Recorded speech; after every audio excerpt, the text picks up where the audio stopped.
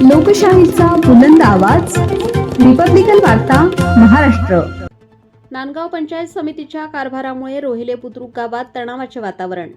नाशिक जिल्ह्यातील नांदगाव तालुक्यातील रोहिले बुद्रुक गावात शासनाच्या घरकुल योजनेवरून मोठा वाद निर्माण झाला असून नांदगाव पंचायत समितीच्या अधिकाऱ्यांच्या भूमिकेमुळे गावात तणावाचे वातावरण पसरले आहे.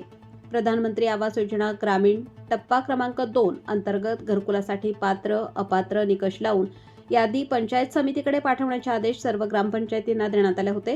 त्यानुसार रोहिले बुद्रुक ग्रामपंचायतीने नांदगाव पंचायत समितीकडून प्राप्त पत्रानुसार ऑनलाईन कुटुंब पत्रकाच्या आधारे लाभार्थ्यांची पडताळणी करून अपात्र लाभार्थ्यांची यादी पंचायत समितीकडे सादर केली होती.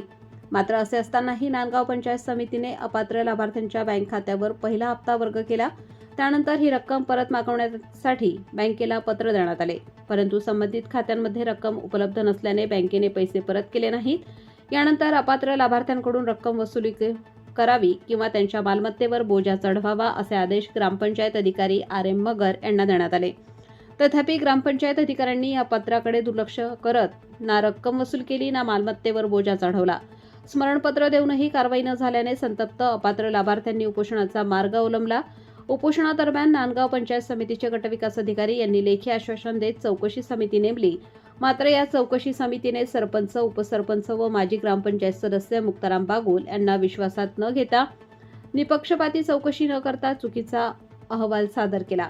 या अहवालात अपात्र लाभार्थ्यांना पात्र ठरवण्यात आल्याचा गंभीर आरोप ग्रामस्थांकडून केला जात आहे.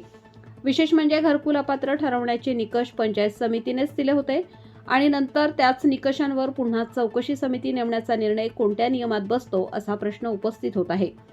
3 लाभार्थ्यांना चुकीच्या अहवालाच्या आधारे पात्र ठरवण्यात आल्याचे समोर आले असून गटविकास अधिकाऱ्यांनी त्यास मान्यता दिल्याचेही समजते. या प्रकरणाची लवकरच वरिष्ठ कार्यालयाकडे तक्रार दाखल करण्यात येणार असल्याची माहिती मिळत आहे.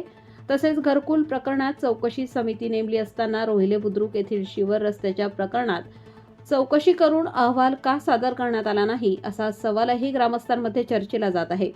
एकूणच या घरकुल प्रकरणामुळे रोहिले बुद्रुक गावात तणावाचे वातावरण निर्माण झाले असून याला नांदगाव पंचायत समिती जबाबदार असल्याचा आरोप ग्रामस्थांकडून केला जात आहे. रिपब्लिकन वार्ता महाराष्ट्र न्यूजसाठी Muktaram Bagul, Nandgaon, Nashik. Subscribe now and press the bell icon. Never miss an update.